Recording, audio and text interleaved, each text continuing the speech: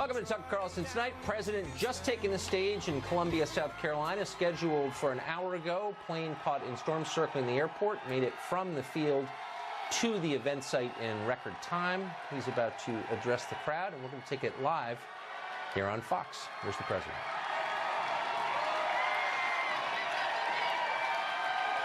Hello, everyone. Hi.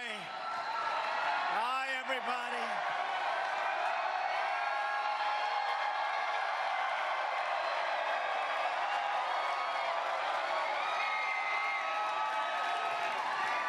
Hello, everybody.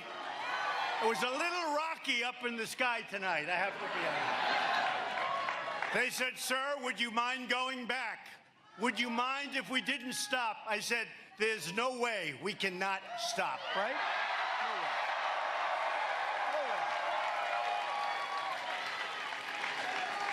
No way. No, we're not going to do that. We're not going to do that for a man named Henry McMaster. We're not going to do that.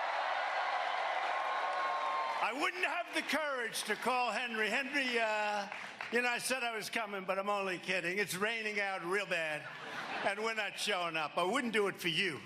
So thank you very much, everybody. Thank you.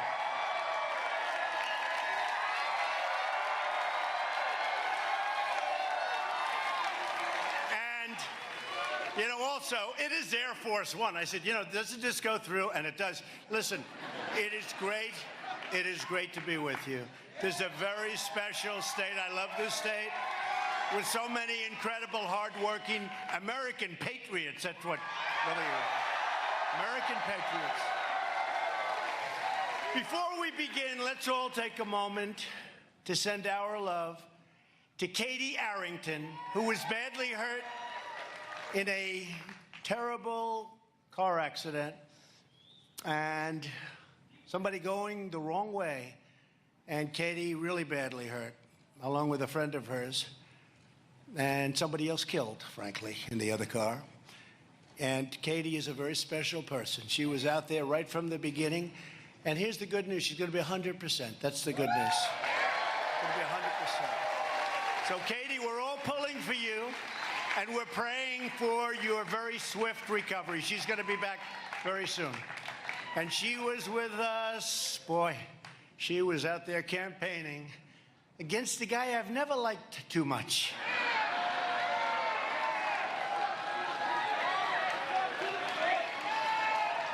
Never liked him too much. I wasn't a big fan. The Tallahassee Trail must be a beautiful place. Unfortunately, he didn't go there.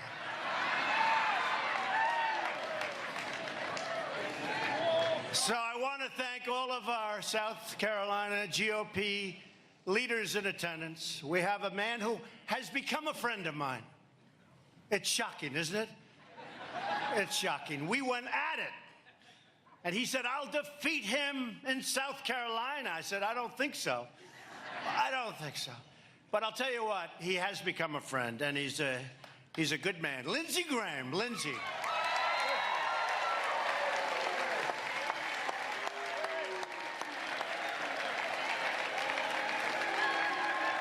That's pretty good, I think, Lindsey. That's pretty good. No, he's been great. Congressman Joe Wilson and Tom Rice.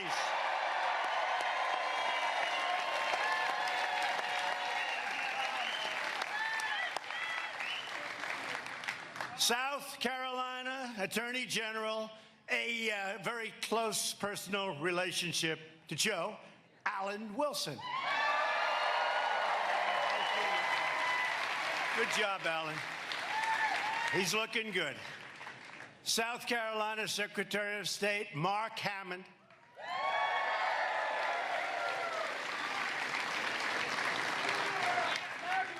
Thank you, Mark. And candidate for Lieutenant Governor, Pamela Abbott. Pamela.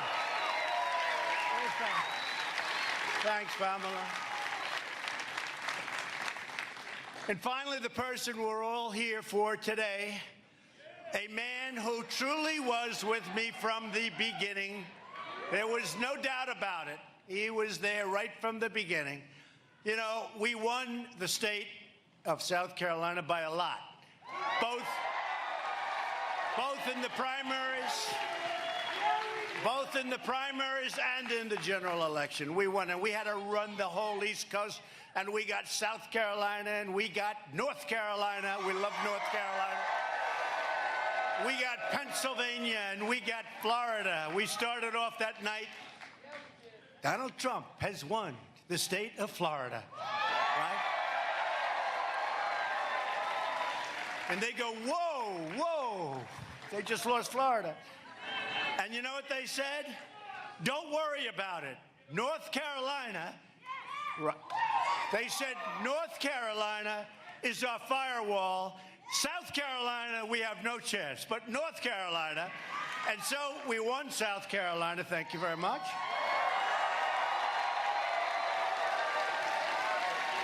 And the firewall wasn't much of a firewall in North Carolina.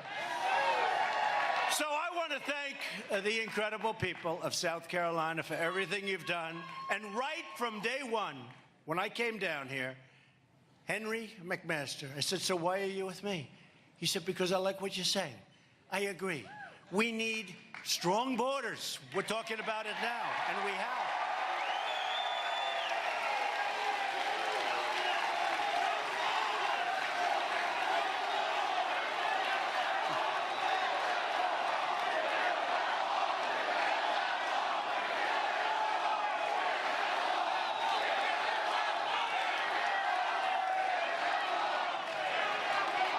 So he said, we need strong borders. We have to stop crime. We want lower taxes. We love our military.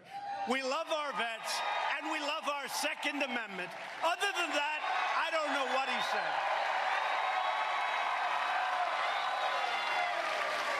I don't know what else he told me, but you know what? That was enough, right? And he was sort of this, like, handsome guy with a wonderful wife. Peggy. Where's Peggy? Peggy. So Henry was for me from the beginning. There was nobody else. It wasn't like I supported Trump. You know, some of these guys. I supported Donald Trump very early. Yeah, after 7 other people. After the defeat of 9 people, they were with me. And they never let you forget it. But Henry was there at the beginning. He's a fighter. He's tough. He's strong. And he's a gentleman. He's a gentleman. The thing with Henry, because I really got to know him, I tell you what, he was up early in the morning. He left late at night. I said, you really are a fighter. The beautiful thing with Henry is you don't even know it. He does it in a very elegant manner. But he is a fighter. He's been here with us, and Henry, I'd like to ask you just to come on up. This has been an interesting voyage over here. I have never taken a longer, it's true. I have never taken a longer trip ever to South Carolina. Come here. Come here, Henry, my man. Say a few words. Thank you, Mr. President. South Carolina loves Donald Trump. Y'all, we were out at the airport waiting, and we were watching these forces of nature, and there was a lightning, and there was the thunder, and the storm, and the rain, and then it cleared, and Air Force One landed, and the real force of nature got off the plane and stepped into South Carolina. Donald Trump has kept every promise that he's made. We love him. We for him. He's going to make America great again. We're going to help him do it. We're going to do it right here in South Carolina. Thank you so much.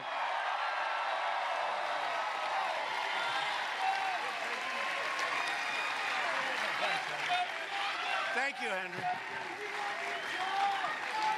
Now, you know, we have a lot of fake news back there, these fakers.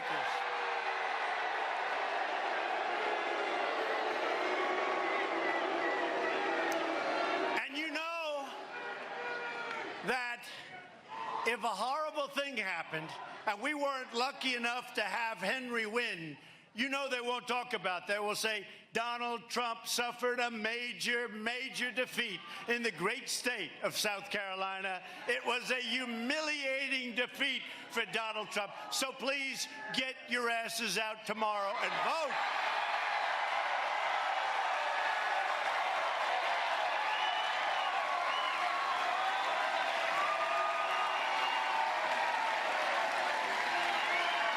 You got to get out there and vote.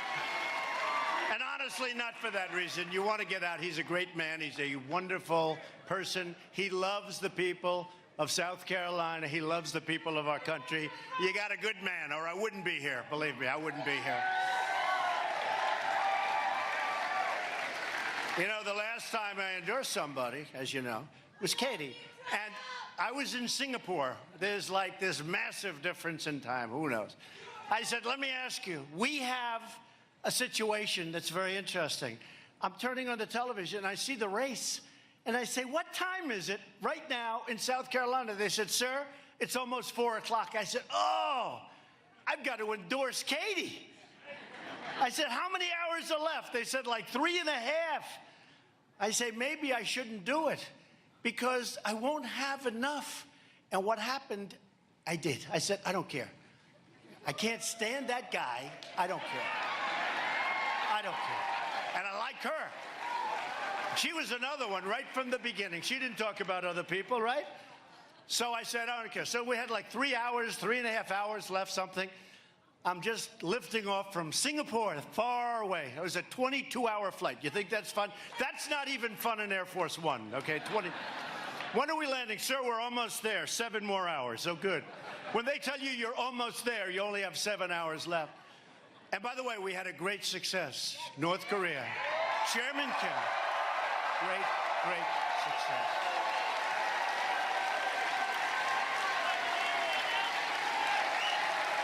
We're not looking up in the air. Any rockets up there? Any rockets? Japan is very happy. They haven't had a rocket shot over them in 7 months. There's been no rocket tests. There's been no nuclear tests. There's been no ballistic missiles. They've blown up their site. Today, it got no coverage because fake news doesn't cover it. But today, look at all those fake newsers back there. Look at all. Well, that's a lot. That's a lot of people. That's a lot of people. And you want to see a lot of people? Go outside. This is a gymnasium. I said, Henry, I don't work gymnasiums anymore. He said, please. I said, okay, I'll be there. Go outside and take a look outside. You won't believe what's going on out there. So you people understand real estate well. But we have a call, and I had numerous calls with Prime Minister Abe. So happy for the people of Japan. They're happy for the people of China. They're happy for the people, especially of South Korea. And we're happy. And you know what? We did something that was wonderful. And the world is soon going to be, and right now it is already, we have good chemistry, but the world is going to be a much safer place. And North Korea is going to be a much better place. So it was really something that was good. Really something. And they've agreed to denuclearization. They've agreed to no more testing, no more this. They agreed, by the way, we got our hostages back. We got our hostages. I got them back even before we left. We're getting the remains of our great heroes back.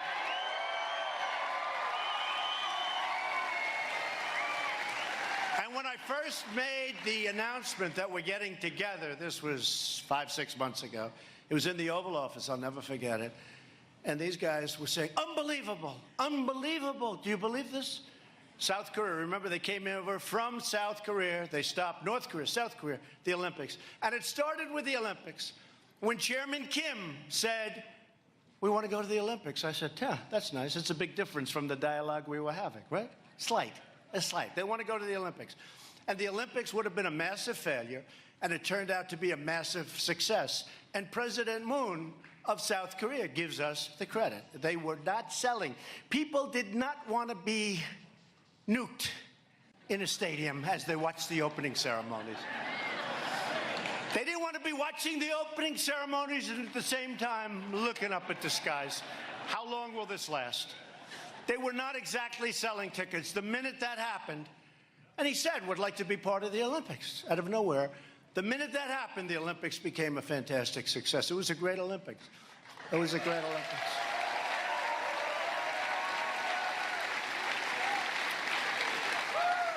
And we now have a good chemistry. We have a good chemistry, and I think it's going to work out, and it's a period of time. Takes a while. Takes a long time. Not easy. Not easy. They've been doing this for many, many decades, and not that easy. But they took down signs, anti-United States signs all over North Korea. They're down. They took them down. Anti-U.S. signs. Like I put up anti-media signs all over the place.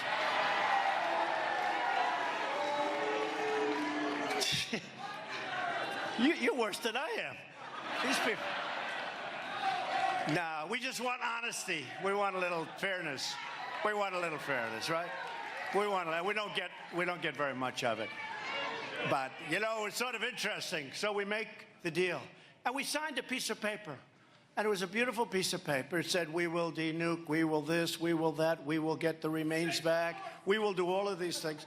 A lot of things. We will not test. We will abandon our, they have an engine site for, these are not engines like for your car. These are engines for ballistic missiles. They're going to rip that down. So point after point after, but it starts off, first sentence, we will denuclearize North Korea. Okay. So you know what the fake news said? Donald Trump has suffered a humiliating defeat because I agreed to meet. I said, I agreed to meet. In other words, because I agreed to meet. They couldn't think of anything else. So, and I will say this, at the beginning, they couldn't believe it was happening. 2 days later, they were saying, Hillary Clinton could have done that. I don't think so.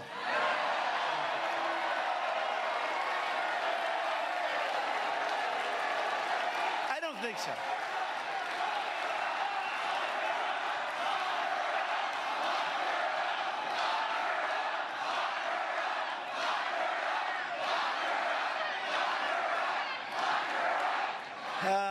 Boy, did you ever see anybody so protected in your life? Did you ever see that? Point after point after point, and I did nothing, and it just never ends. Never ends. No collusion, no nothing. But you go, point, and you know what? After the election, I said, okay, let's go. Come on, who cares? Let's go. We got to make America great again. And then she writes a book and she does a tour, and how many reasons did she give for losing the election? Like every week it was a different reason, right? She blamed everybody for losing the election except for one person, herself. And you know, the funny thing is, so look, Lindsey was just telling me every other Republican, you know, would have been very tough. They would have lost. I won. I won when I won South Carolina, but to win all up and down the East Coast, to win Wisconsin, which hasn't been won in many years, like 1972, I think. That's a long time. To win Michigan, which hasn't been won in a long time. And they say she was a bad candidate. I mean, honestly, she was a tough candidate. She wasn't a bad candidate. But they refused to say that I was a good candidate. They refused. You know, it's very interesting. I just took this out. Sometimes you have to toot your own horn because nobody else is going to do it. Certainly they're not going to do it. No, certainly they're not. No, certainly they're not going to do it. So sometimes you have to do it, right? That's why when the polls are good, you remember during the campaign, when the polls were good, I would always talk about it. When they weren't so good, I wouldn't mention it, right? I didn't talk polls, but they were good. For a lot of time, they were good. And by the way, Georgetown Steel just opened their plant yesterday. They're spending a lot of money after many years of being closed. Georgetown Steel in South Carolina. So here's a story that just came out. David Lynch, you know, the great filmmaker. David Lynch, he puts down headline, Trump could go down. This is a Hollywood guy. The reason I do this is, you know, you don't hear this. And plenty of them voted for me. Plenty of them voted for me. David Lynch could go down as one of the greatest presidents in history. Of course, there goes his career, right, in Hollywood. Veteran filmmaker David Lynch believes President Donald Trump could be remembered as one of the greatest presidents in American history because of the way he has shaken up the political establishment and because of what I've done. However, he now appears to believe, because he was a Democrat or is a Democrat or something, he actually voted for Obama. And here it says he voted for Bernie Sanders, okay? But he now, it says, however, he now appears to believe that Trump may have been the right choice after all.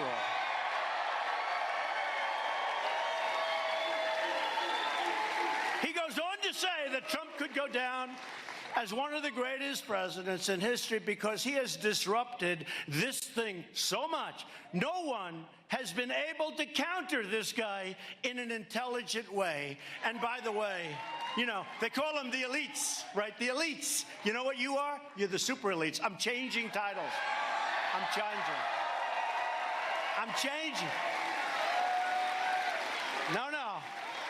Look at everybody here makes money, works hard, pays taxes, does a great job. You're smarter, you're better, you're more loyal. We have the greatest base in the history of politics. We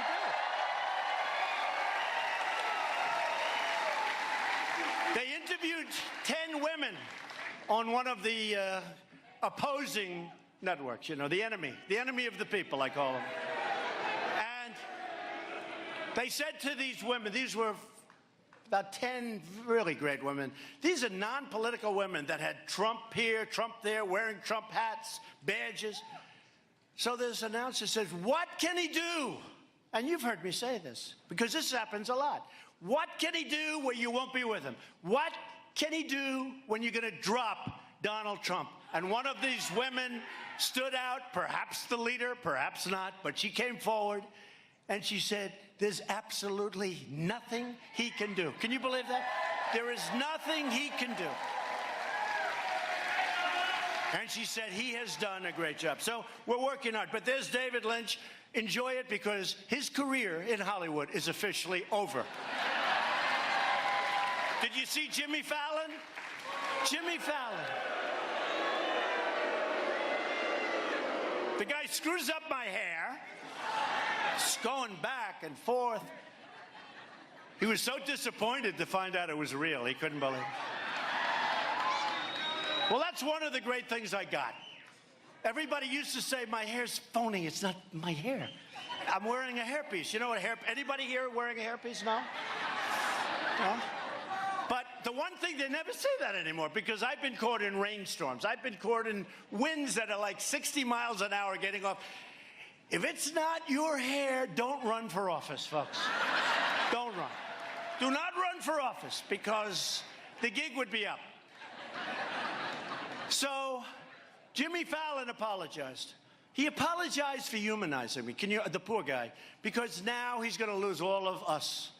You know, now he's going to lose all of us. If somebody would open a talk show at night, because the guy on CBS is what a lowlife. What a lowlife. I mean, honestly, are these people funny? And I can laugh at myself. Frankly, if I couldn't, I'd be in big trouble. But there's no talent. They're not like talented people. Johnny Carlson was talented. Some of these guys, no, seriously. I mean, this guy on CBS has no talent. Jimmy Kimmel would meet me before the election. I'm telling you, true story. I don't even think you'd deny it. No talent. But I'd go to a studio to do a shot, you know, to do a thing. He would stand outside on the sidewalk waiting for me. Oh, here he comes, Donald Trump. Oh, he opens my door. I said, does he do this to everybody, to his people? He does it for nobody. Now, who knows? Maybe that was just... But he's waiting for me. 2 or 3 times I did a show before this. Now I wouldn't do a show. The guy's terrible. But I do a show, and he's standing out on Hollywood, whatever, Boulevard, and he's standing there, opening up the door, like going great. Oh, hello. Hello. I wasn't president. I was like a guy, right? A guy with potential. Right? With potential.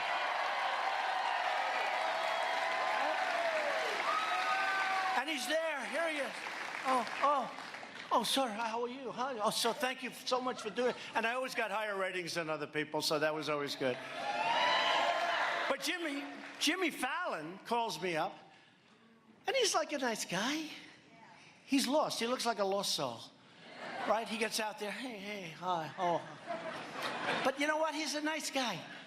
I agreed to do a show, and because I guess I was running at that time, I think I was running, he got tremendous ratings on that show. Killed everybody, right? He should be thankful. He shouldn't be upset and angry. When you apologize because you got somebody else that didn't go on the other shows, you know? So I go on the show, I agree, do whatever you want with my hair. Go ahead, let's go. And he did, and that was it. You walk off, like, what is it, a year and a half, 2 years later, he's now apologizing because he humanized me. And he really hurt himself. So I said, Jimmy, you called me up after the show, and you said, thank you for the incredible, you called them monster ratings. They were very big ratings. I said, thank you, Jimmy, that's very nice. I said, don't hurt yourself by apologizing. So I said to him today on social media, I said, Jimmy, be a man, just relax, just relax. It's incredible. But if somebody, instead of these guys said, CBS, NBC, I made a fortune for NBC on The Apprentice. They treat me horribly. I think they're worse, actually, than CNN. I think NBC... And they wanted to renew my contract. They wanted to renew my contract, and they were doing everything. They had... The top man at Comcast came up to see me in my office with a whole group of people. Please, please renew your contract for The Apprentice. I said, that's what I knew I was going to run, because I turned it down. You know, it's a primetime show, doing well, 14 seasons, did great. Hey, Arnold Schwarzenegger, big movie star, took my place. It bombed in about 2 shows. It was over. It actually bombed in 1 show. It was so bad, they didn't believe it, so they let it go a little bit longer. So, and the one who knew it was my wife, She said, you know,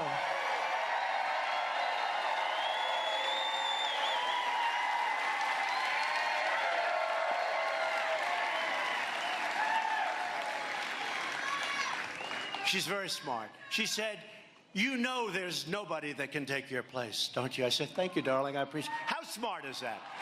Now, I don't know if she believes it, but she said, there is nobody that can take your place. He will not be successful. I said, it's Arnold Schwarzenegger. He will not be successful. There is nobody, darling, that can take your place. How smart is she? How smart, right? How smart. And she has got a great style. We greeted today the King of Jordan and the Queen of Jordan, and it was like a picture. I watched the 3 of them. The Queen, the King, and the First Lady, and I stood back and I watched. I didn't want to destroy that picture. And I will tell you, she has done a tremendous job as First Lady. Okay. Cool.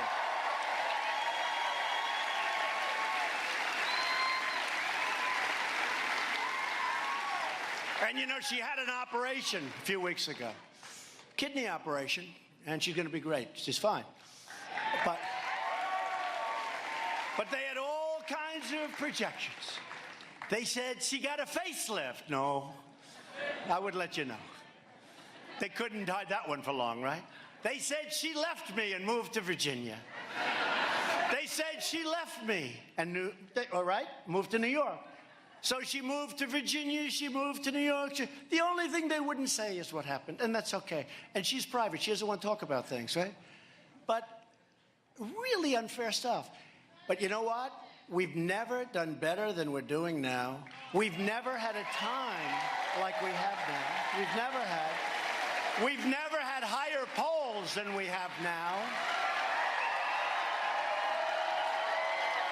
Even Gallup, who treats me horribly. You know, polls are fake news also. You know, what they do is called suppression.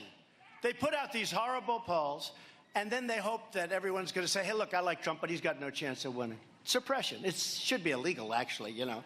You want to check these pollsters, you know, where are they coming from? They knew. We had one with ABC, I think it was ABC Washington Post, just before the election. Like a week before, we were down 12. Now, if you're down 12, okay, if you're down 12, it's over. If the polls are real. But I said, it can't be real. We just went to Michigan. We had 30,000 people. We just went to other places. Excuse me. We went to South Carolina, but I didn't come here that often. You know why? Because we were leading by a lot. So I said, if you don't mind, do you mind if I don't come back here? I'm going to go to places like that we have it a little bit closer. And nobody said, don't worry about it. They said, you stay out of here, Mr. President. Almost to be Mr. President. But it really has been an incredible journey for all of us. We are the super elite. We are the super elite. It is true. We are. And we're going to call ourselves that. I said the other day, because as you saw my last speech, it's in Minnesota, great place, unbelievable crowd. It seated 9,000, and they had 15 or 20,000 people outside, couldn't get it. It was incredible. Just like you have a lot of people outside, you just can't. If I ever come into an arena and it's got empty seats, I think that's the end. I don't know how I'll be able to take it, right? I don't know. Henry, what am I going to do if that happens? I don't think we'll be able to take it. But it's not going to happen. Because remember what I said, we're going to start winning again. We're winning. We're winning now. Like we haven't won before. Like we have not won before. We're winning with our military. Our military is now being built up like you wouldn't believe. We're winning with our military. We're winning on trade. We're winning on trade. We're defending our borders. Because if you don't have borders, you don't have a country. You don't have a country.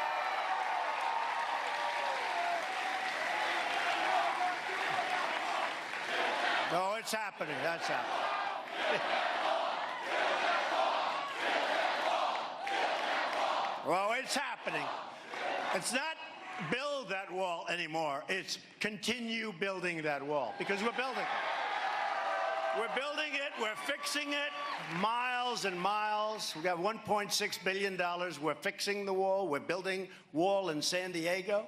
It's incredible how nobody wants the wall until it's in their backyard. Do you mind building us? Or they didn't like people walking across their front lawns in San Diego. So we're building the wall. We're fixing the wall. We're spending a lot of money. And we're going for more. And we'll get it done. But Democrats, they want open borders and they don't mind crime. Think of it. So last week, they thought, oh, they have a great issue. And, you know, I get credit. I don't know if it's true or not, but they're saying I have good political instinct. Who knows? In fact, some people have said I have the greatest political instinct in 50 years. I don't think so. I don't think so. I don't think so. But I have my own feeling. And when I heard them talking about the children, first of all, they were using pictures taken in 2014 when Barack Obama was president. I wasn't president. And what I learned is one thing. Our facilities are cleaner, better kept, and better run. That's the one thing I learned, okay? I saw that.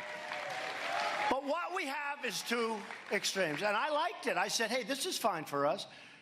The Democrats want open borders. They want anybody they want, including MS-13, pouring into the country.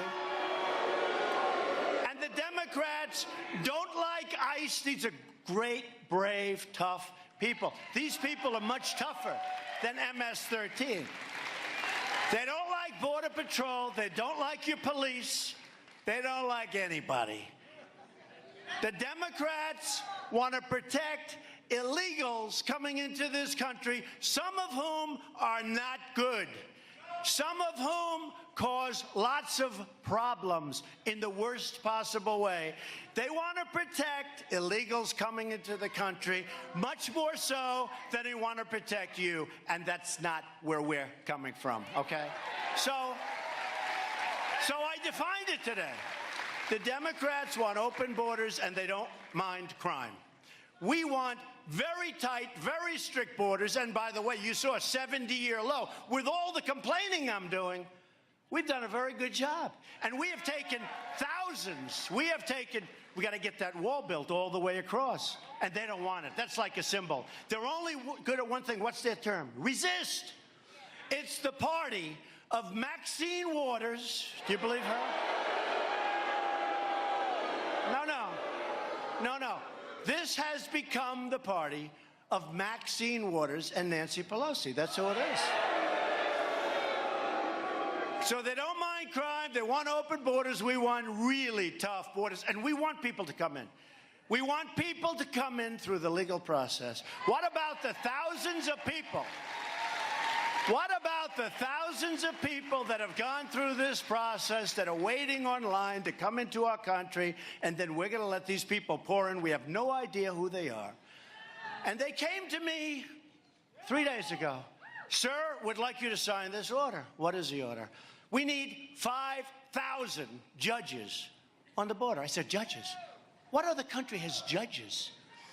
I said, how many do we have now? They didn't even know. So we have thousands of judges, and now we're going to have 5,000. Now, I've done a good job with judges. Judge Gorsuch, Supreme Court Justice Gorsuch. And we have many judges. We will set the record, I believe, for the most judges appointed, which is a very important thing. We're putting great, talented people who see the Constitution the way it's written. They don't make up the Constitution.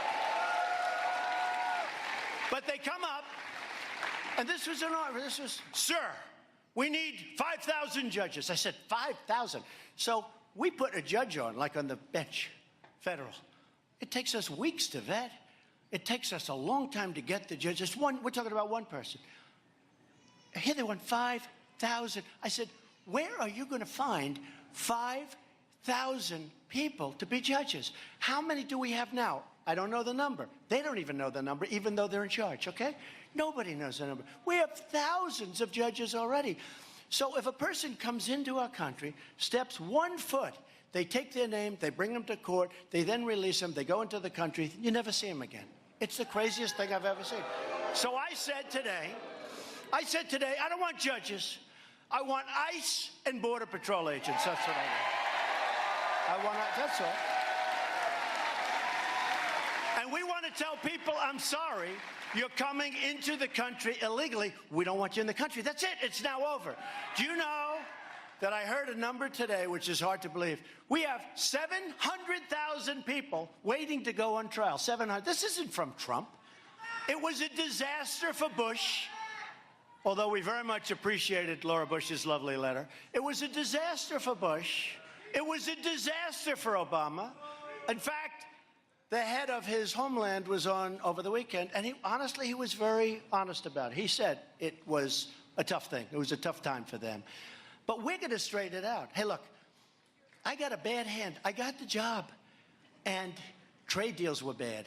How bad were trade deals? Trade deals were bad. North Korea, they thought they were going to war. You go to war with North Korea, you're going to lose anywhere from 30 to 50 million people. Seoul is a city with 28 million people. 28 million people. So you go to war, you're going to lose 30, 40, 50, who knows? Millions of people. And I'm not even talking about nuclear. They have thousands of cannons aimed right at Seoul. And I said, I'm telling you, before I took over this office, there was a really good chance that we were going to war with North Korea. You could have lost millions and millions of people. So I got a bad hand with North Korea, because that should have been done years ago. I got a bad hand with all these horrible trade deals. NAFTA's a disaster. Mexico is going to make over $100 billion on the United States this year. Canada, Canada, nice guy. Prime Minister, Justin.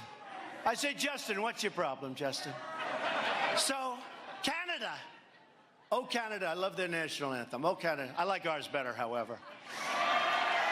So, no, Canada's great. I love Canada.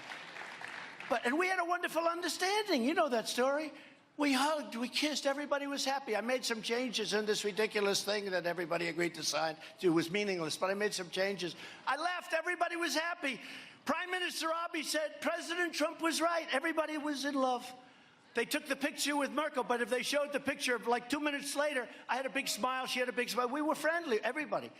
I get onto Air Force One, and he doesn't understand that Air Force One has 22 televisions. So I come on, they have televisions in closets, they have televisions in area that no place has to. Unlimited budget, Air Force One, right? So I get onto the plane, and I see Justin Trudeau, Prime Minister of Canada, saying, Canada will not be bullied by the United States. I say, what are we doing here?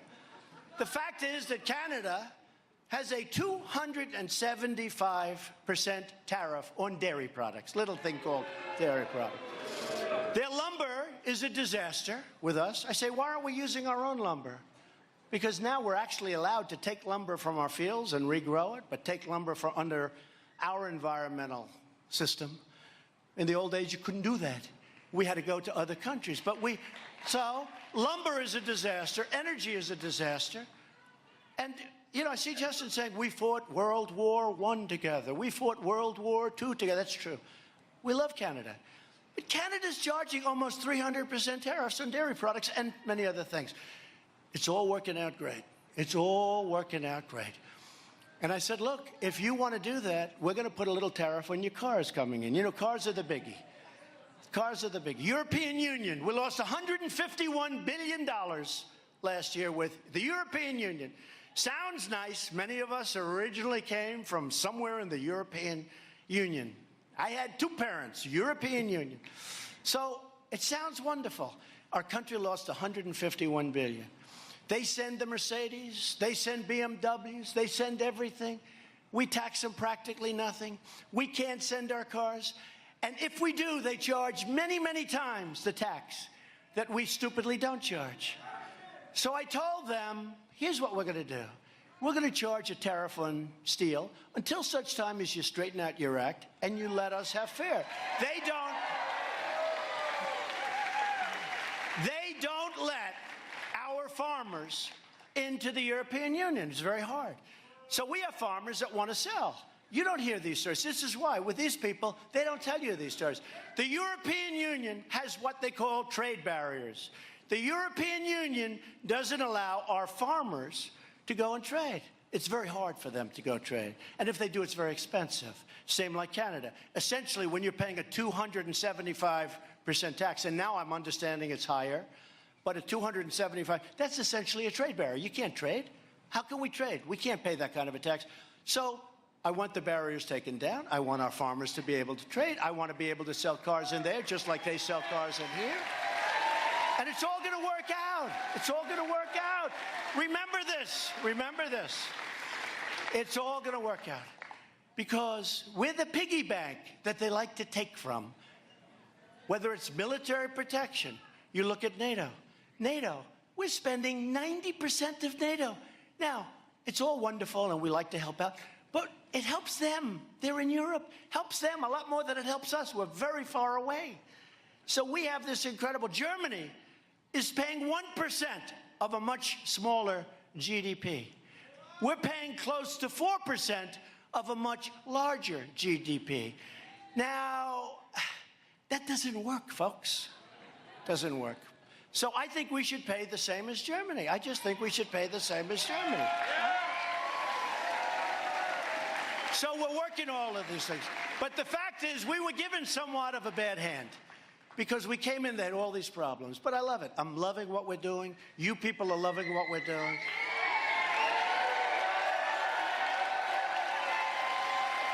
We have the great Peter Navarro. I'll tell you one thing, Peter Navarro does like tariffs. He probably likes them more than I do. There's Peter Navarro right there. Raise your hand, Peter. So they're all calling. They all want to make deals. Before I did this, they weren't calling the Obama administration, but the Obama administration, and in all fairness, the Bush administration, didn't care. It wasn't their thing. Last year on trade, our country lost $817 billion with a B. Billion dollars. 817.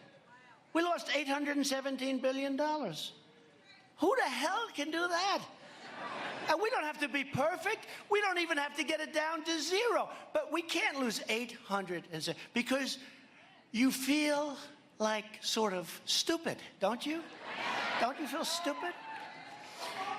And the biggest, of course, was China. China made anywhere, depending on the way you count, from $375 billion.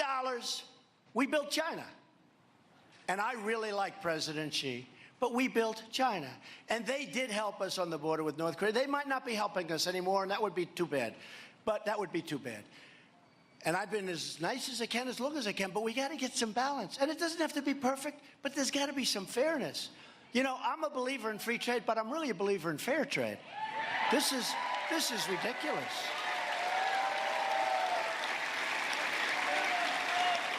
And I said to a man in China, how did it get so bad? Because they know their gig is up. How did it get so bad? And remember this, you know, we picked up, since I got elected, we picked up tremendous worth. We picked up anywhere from 9 to 7 to 7 to 9 trillion dollars. We're almost twice the size of China's economy. Nobody knows that. Nobody knows that. Nobody knows. So I said, how did it get so bad? He said, well, what happened is we would put on a tax on cars. You know, in China, if you sell a car into China from the United States, they charge you a 25% tax. If China sells a car into the United States, we charge them 2.5%. So it's 2.5% versus 25%. Somehow, I'm looking at this rich guy right over here. That doesn't work too well. Do you agree? That's not a big worker, right? I'll bet you're a very successful guy. I can see. I can see the eyes, you know. Big success. But that doesn't work too well, sir, does it? And we have many, many cases like that. We have many cases like that. So we're going to straighten it out. And they all want to negotiate, because they have to negotiate. I mean, honestly, they have to negotiate. It has to happen. It's not like, that's not a threat. It's like the Iran deal was so bad.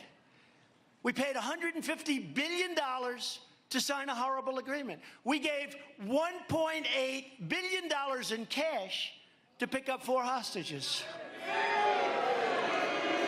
They're the wealthiest hostages in the world. They have the highest net worth of any hostage in history. We paid nothing to North Korea, and he did a very smart thing because it was goodwill. It was good. We did it before I even left. So, you know, there are a lot of good things, and a lot of good things are happening, folks, and it's all going to work out. And it's going to work out because we have a big advantage. Because remember, we're the bank, and they're taking money from us hand over fist, but at some point, that's got to stop. It's got to stop. We can lower your taxes, which we did. We gave you the greatest tax cut in the history of our country.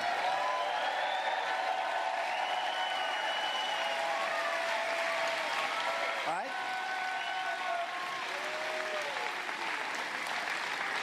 We have some incredible things happening with health care.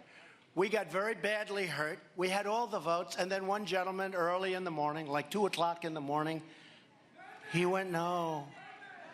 Well, he campaigned on repeal and replace. We had all the votes. And he, perhaps he was grandstanding. Who knows what he was doing? But you know what? He said, no, no. Everybody said, what the hell happened? He's been campaigning for 8 years, repeal and replace. And he didn't do that. But now, what we've done in the tax cut is we've gotten rid of the individual mandate. The individual mandate. We've gotten rid of it. And by the way, I have these stupid teleprompters. You don't mind that I haven't used them all night, do you? Every once in a while, I look at it and I say, oh, that's so boring. We don't want America is back, bigger and better and stronger than ever. You've heard that before. No, I'm looking. I keep looking. I just see things that they're true, but they're not quite as exciting. So, we are doing so well. We are lifting millions and millions of Americans from welfare to work, from dependence to independence, and from poverty to prosperity. Right? We're putting new American steel into the spine of our country and breathing new hope into our beautiful communities. True. The forgotten men and women of our country are forgotten no more. They're still trying to figure out who the hell were all these people that came and voted 2 years ago. Who are they? Who are they? Yeah. All of us. They're trying to find, how do we get to the forgotten men and women? I said, I think you've lost them for a long time. Because just like this producer from Hollywood said, we're doing a real job. I don't believe, so now it's 511 days. I don't believe any administration, and you're with us, we're partners in this whole deal. You know, when we came out, we're partners. This is not me. This is a whole group of people. I don't believe, and I don't even think it's close, that any president has done what we've done in 500 days. Not only the judges, not only the biggest tax cuts, not only Anwar in Alaska. You know all about Anwar, one of the great drilling sites in the world, that nobody could get oil and gas, that nobody could get approved. Ronald Reagan couldn't get it. Nobody could. I didn't even want it until I heard everybody else wanted it, and I said, it's like a freebie. That's part of our tax cuts. Tax cut and reform, right? We talk we want cut. Please give me the word cut, right? You've heard that, sir. I want the word cut. So we've cut regulations more than any president in history, whether it's 4 years, 8 years, 16 years. And we have more cutting to do. And by the way, we want regulation.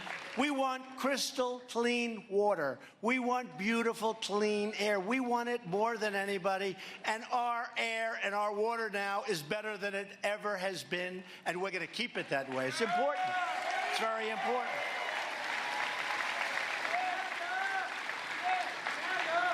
So as long as we're proud of who we are, and we are very proud of who we are, and what we're fighting for, we, as a country, will never, ever fail. We'll never fail.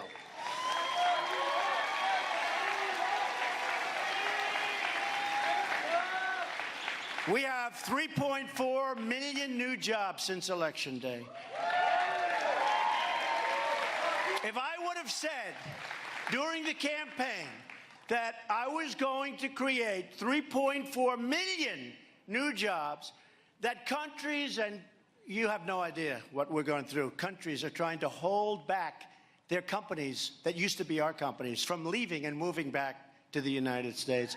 We have companies, Chrysler, so many companies coming back into the United States. They want to be where the action is, not only because of the tax cuts, but for a lot of other reasons, including, frankly, those regulation cuts.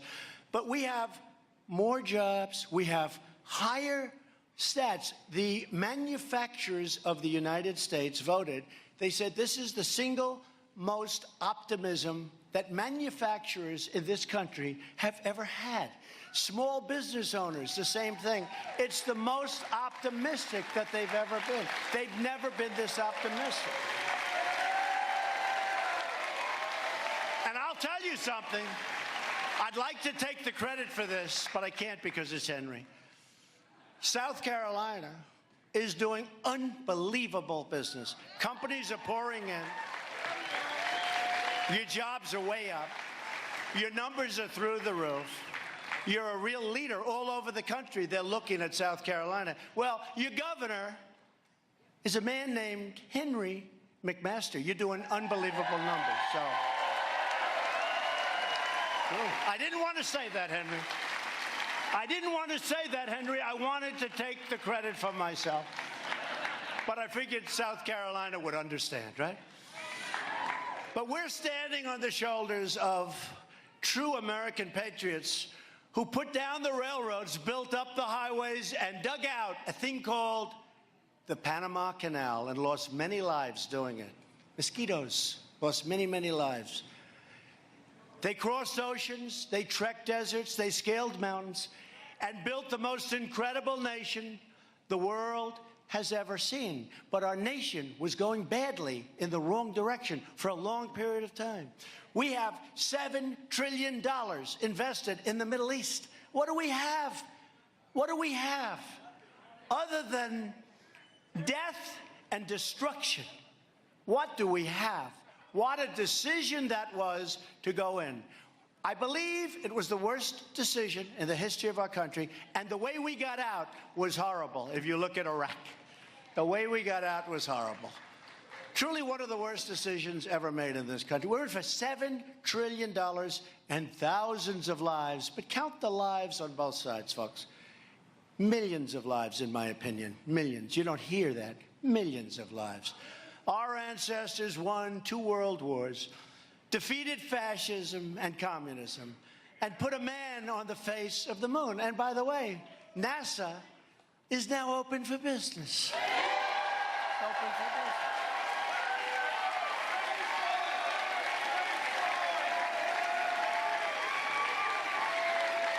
And I put a great man, a wonderful human being, and a great leader, just a friend, Mike Pence, Vice President, in charge. And I had a meeting with Mike and a lot of the people running NASA. And I said, listen, you got rich guys, for whatever reason, they love rockets. We don't have to put up so much money. Let them put up the money and build. And you got all these guys sending rockets all over the place. We'll get the credit. I said, lease them the land, charge them a lot, but let's do it that way. That's a lot better. We're like a landlord. So we're also doing our thing. But we do. You have all these rich guys. I don't know what it is. They love rockets. I said, this is great, because, you know, you can't send rockets up like down the street, right? You can't take the local plot, the local Walmart, the local store, and send a rocket. So we have these incredible big sites that are meant exactly for this, with the gantries, with all of this infrastructure. Much of it hasn't been used in a long time. And we're back in business. But I said to them, and I think the business people, let the rich guys pay for it. We got the site, we got the real estate. Let them put their rockets up. You saw Elon the other day. He put a rocket. I never saw anything like it. You know, I've been watching rockets go up my whole life. Okay, after a while, it's like... But what I thought was incredible was when the engines came back down. Did you see that? The engines, they came back down. Now, there are only 2. The third one's missing someplace, but that's okay. No, but I thought that was incredible. But you have all these rich guys. They're worth billions of dollars. They want to spend money on rocketry. I think it's great. And I told my people, let them do it. Because if they reach the moon with their money, we're going to take all the credit, okay? Going to forget about that. Nobody's going to remember their name, but they're going to remember our names. So let them do it. Let them do it. But to keep this momentum going, we need more Republicans in Washington. And we need Governor Henry McMaster as a continuation in South Carolina. It's very important. Come here, Henry. Because with your help, we're going to continue to win. Do you remember in the campaign? Henry, you remember? I'd come to South Carolina. I'd say, we're going to win so much. You people are going to get so tired of winning. You're going to say, Governor McMaster, please, we can't stand winning anymore. Governor McMaster, go to Washington. Talk to the president. We can't win anymore. We're going to win. Remember, I said we're going to win at trade. We're going to win in space. By the way, Henry, Army, Navy, Air Force, Marines, Coast Guard, Air Force, right? Air Force, and what are we going to do? Space Force. People love that. You know, it's going to be, we talk about rockets going up, but Henry, defense is now largely based with the satellites and everything else in space. And the problem is when you have the Air Force, I don't think they're going to really sort of, you know, they want those planes flying, they want their, but I don't think they're going to be focusing on space maybe like they should. So we're going to create a Space Force, and it's going to be great. And we need that militarily and in many other ways, but we do need it militarily also. So this week it is so important to go out and vote for country, vote for family, vote for values, this man values, vote for victory, and vote for Henry. He is a great, great gentleman. He's a great gentleman. Because as a group, together, we will make America wealthy again. We will make America strong again. We will make America safe again, Henry. And we will make America great again. Thank you, South Carolina. Thank you. Thank you. The President of the United States speaking in Columbia, South Carolina, a speech that can only be defined. Wait.